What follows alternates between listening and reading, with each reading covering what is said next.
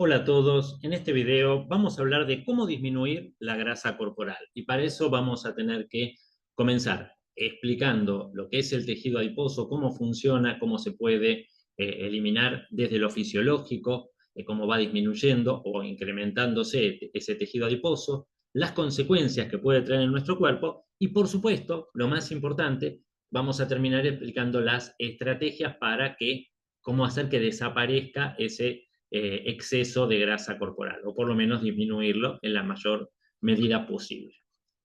Para eso vamos a comenzar entonces hablando de lo que, como decíamos, de lo que es el tejido adiposo. Sabemos que el tejido adiposo está formado por células que se llaman adipocitos, es el nombre de la célula del tejido adiposo. Y tienen la capacidad especial, estas células, por eso se diferencian, que pueden almacenar hasta el 95% de su peso en grasa, como una gran gota de grasa gigante dentro de la célula, dentro del citoplasma de la célula.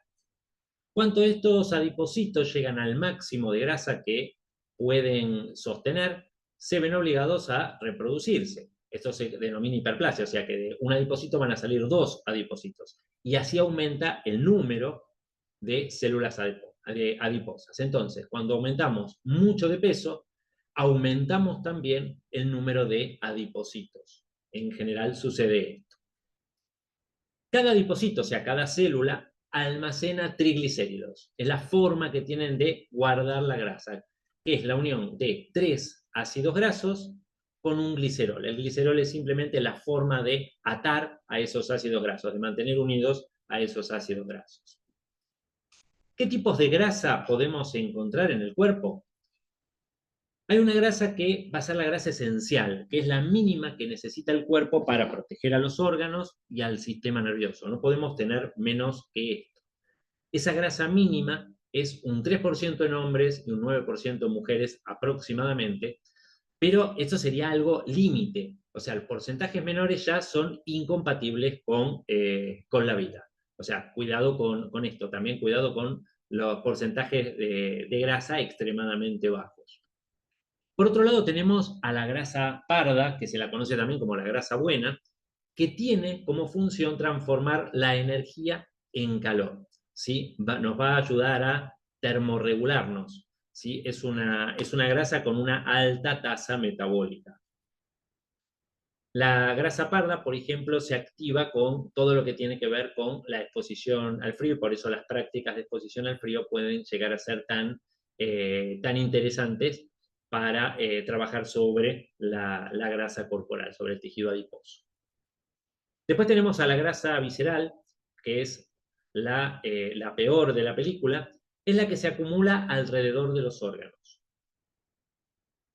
El exceso de esa grasa visceral, recuerden que un mínimo es necesario para la protección, va a alterar el funcionamiento de los órganos y esto va a hacer que se convierta en el tipo de grasa más peligrosa de todas.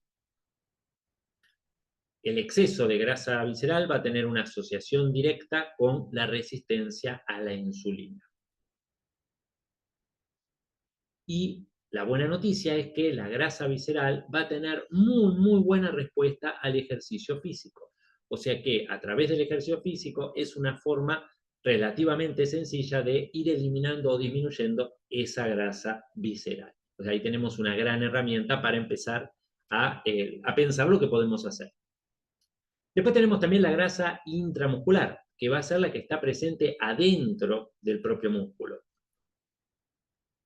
Esta grasa intramuscular va a complementar las reservas de glucógeno, o sea, las reservas de carbohidratos dentro del músculo, y también van a ser una fuente de energía directa para ese músculo, por supuesto, con la oxidación de esas grasas.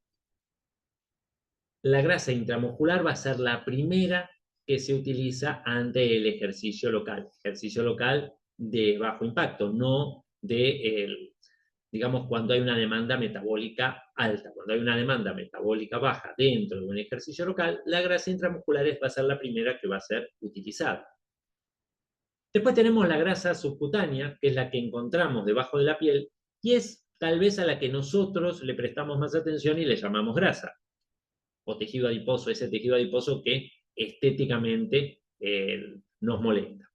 Esa grasa subcutánea representa el porcentaje más alto en nuestro cuerpo y se distribuye principalmente según las hormonas. O sea, las hormonas van a guiar mayor o menor porcentaje de esa grasa subcutánea a distintas zonas del cuerpo. O sea, no todos acumulamos la grasa subcutánea de la misma manera. Las zonas que se consideran zonas difíciles a nivel subcutáneo van a tener que ver con las propias hormonas. Esas zonas difíciles o que digamos que se suele acumular más grasa y cuestan un poco más para que se elimine, tienen mayor cantidad de receptores alfa 2. Los receptores alfa 2 son lipogénicos, o sea que fabrican con más facilidad grasa, o sea que unen más facilidad a los ácidos grasos con el glicerol, formando los triglicéridos. Pero también tienen menor cantidad de receptores beta lipolíticos, que son esos receptores que permiten que se elimine, que se provoca la lipólisis, o sea que se rompa esa unión de los tres ácidos grasos con el glicerol. Por eso están en desventaja este tipo de células. A esto en general se suma que las zonas difíciles suelen tener peor riego sanguíneo y es justamente también por la acumulación de esa grasa. Termina siendo un círculo vicioso. Entonces, depende de qué hormona prevalezca para que haya mayor cantidad de grasa en una zona y aparezcan esas zonas difíciles de forma específica para cada uno de nosotros. Entonces, veamos cuál es la relación con esas hormonas. Por un lado, el cortisol elevado suele favorecer la acumulación de grasa en la zona de la espalda alta, el cuello y la cara. Recordemos que una de las razones de tener el cortisol elevado tiene que ver con el estrés. Puede haber muchísimas otras, pero el estrés es una y es muy importante. Decíamos entonces que tenía que ver con el estrés crónico y cuando hablamos de este estrés va a ser tanto el estrés físico como el estrés psíquico, o sea, estrés a nivel psicológico o estrés a nivel físico, que puede estar asociado incluido a un sobreentrenamiento.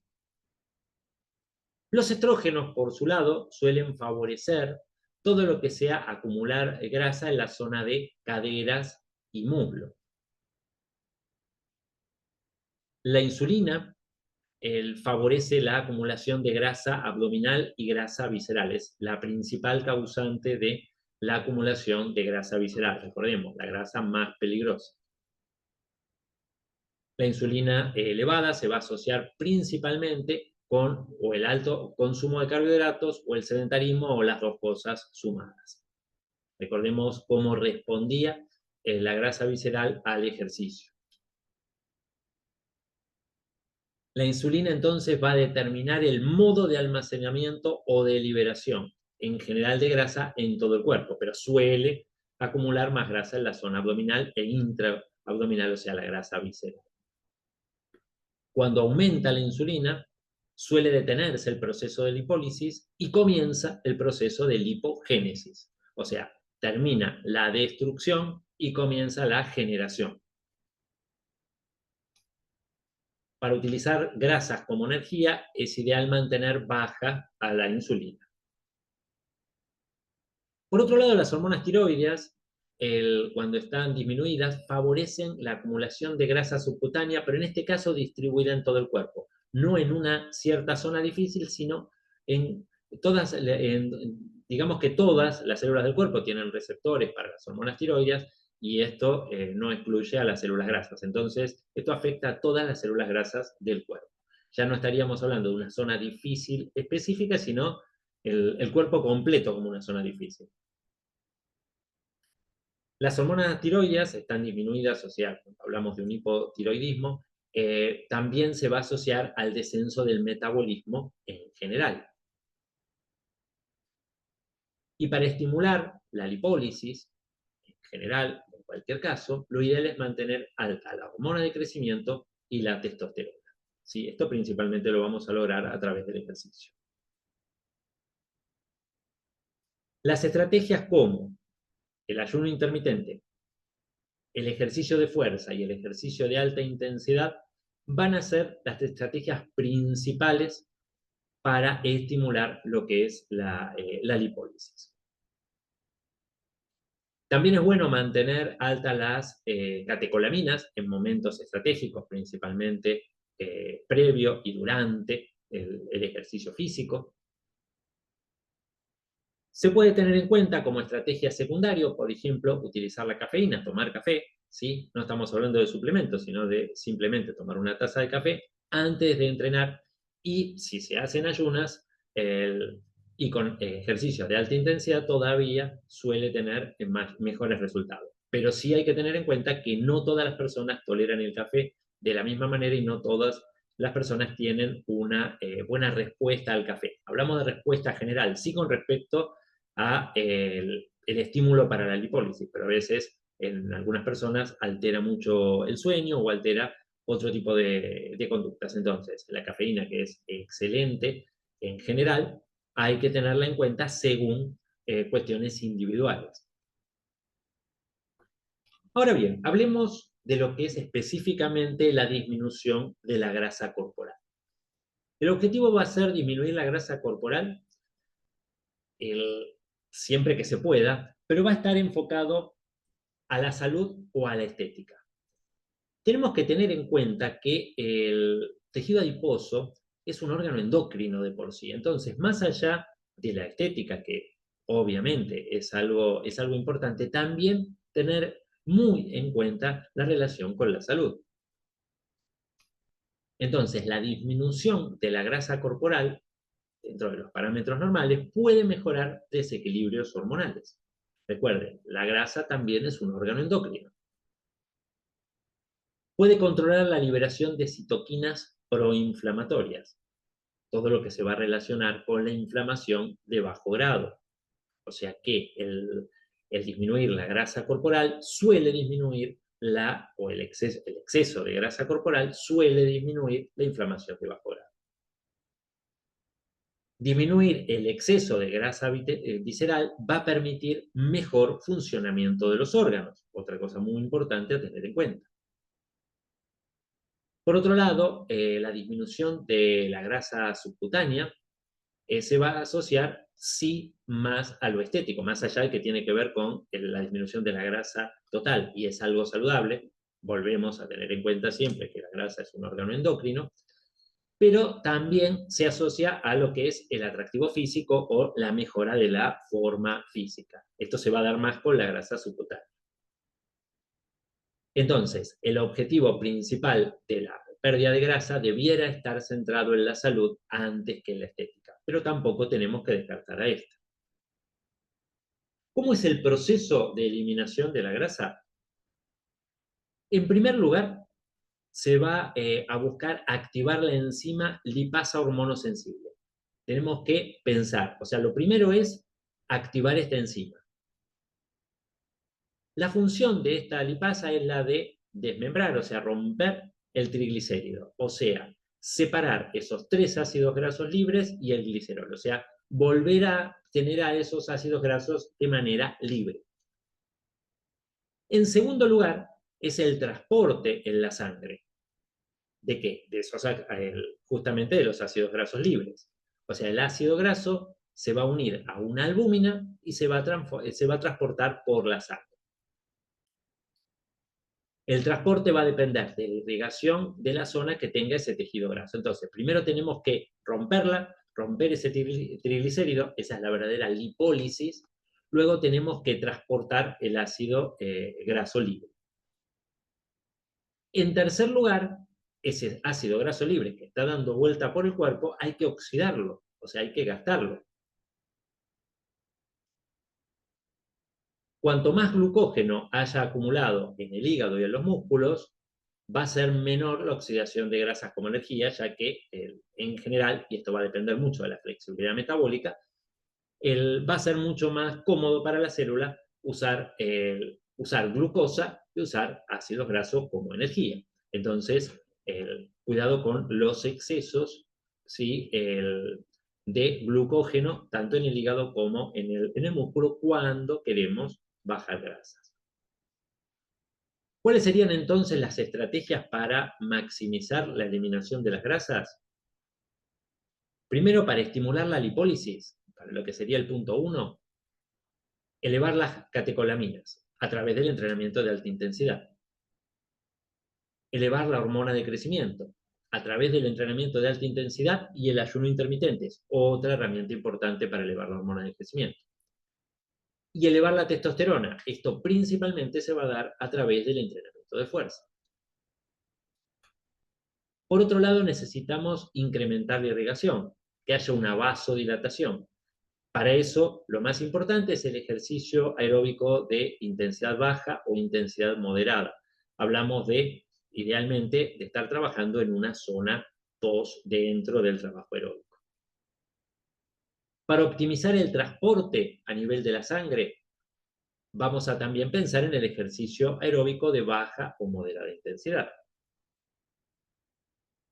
Y para realizar la oxidación, la utilización de esas grasas, durante el ejercicio, si esa grasa se va a usar mientras hago el ejercicio aeróbico de baja intensidad es lo ideal, principalmente en esa zona 2, en la parte más alta de la zona 2, o sea, más cercanos al umbral aeróbico sin sobrepasarlo, pero en la oxidación de grasas en las siguientes horas realizadas al ejercicio, o sea, mientras descanso después del ejercicio, van a quedar disparadas a través de el trabajo de la alta intensidad, a través, por ejemplo, del ayuno intermitente y de las dietas bajas en carbohidratos. Por eso el entrenamiento en ayunas puede ser tan favorable. La alimentación y el ejercicio van a ser las principales estrategias para mejorar la respuesta hormonal y para crear un estado óptimo para la eliminación de las grasas. Ya no tenemos que pensar más como el alimento como una energía entrante y el ejercicio como una energía saliente. Esto es un error, si es simplificar demasiado las cosas. Vamos a ver entonces el entrenamiento y los ejercicios indicados. Sabemos que el beneficio del entrenamiento para la pérdida de grasa no es solo el quemar calorías, no es pensar cuántas calorías quemo con este entrenamiento durante el ejercicio, sino hacer una reprogramación metabólica y que el ejercicio colabore con el reajuste hormonal. Todos los entrenamientos de alta intensidad van a ser la manera más efectiva para la pérdida de grasa por medio del estímulo metabólico. Recordemos que hay muchas formas de pérdida de grasa. El entrenamiento de fuerza va a ser fundamental para prevenir ¿qué? La pérdida de masa muscular, que justamente es lo que nos cuida el metabolismo. Si perdemos masa muscular, baja la tasa metabólica, entonces se hace más difícil el trabajo. Por eso es indispensable el entrenamiento de fuerza cuando se quiere eliminar grasa corporal. Y el trabajo aeróbico de moderada o baja intensidad va a ser excelente para todo lo que tiene que ver con el transporte de los ácidos grasos y mejorar la irrigación en las distintas zonas, en todo el cuerpo. Entonces, si combinamos HIIT, entrenamiento aeróbico, zona 2, y fuerza, vamos a tener la mejor combinación para obtener los mejores resultados. Por ejemplo, trabajar con alta intensidad 2 a 3 veces por semana, trabajo aeróbico 3 a 5 veces a la semana, trabajo de fuerza por lo menos 2 veces a la semana. Dentro de los ejercicios que podemos recomendar, los trabajos de alta intensidad se pueden hacer a través de sprint, burpees, saltos, el trabajo con kettlebells, y todo lo que se nos pueda ocurrir para hacer un trabajo de alta intensidad. Cuando hablamos de trabajo aeróbico, caminar, trotar, dependiendo del estado físico, a veces caminar nos puede llevar a la zona 2, a veces trotar digamos, a una velocidad baja en general nos mantiene en zona 2, nadar, andar en bicicleta, cualquier tipo de trabajo aeróbico dentro de este esfuerzo, dentro de esta zona 2. Y para fuerza, calistenia, barras, mancuernas, bandas elásticas, lo que nos permita hacer una intensidad importante dentro de la fuerza para estimular la recomposición corporal o por lo menos que no se pierda masa muscular. Veamos una rutina 1 para esto. Un trabajo de alta intensidad de 5 minutos, que pueden ser esos 5 minutos con sprint. Yo puedo correr 100 metros, caminar, o sea, esos 100 metros de vuelta, volver a correr 100 metros, volver a caminar de vuelta, y esto hacerlo durante 5 minutos. No voy a, seguramente lo haré 4 veces, 5 veces.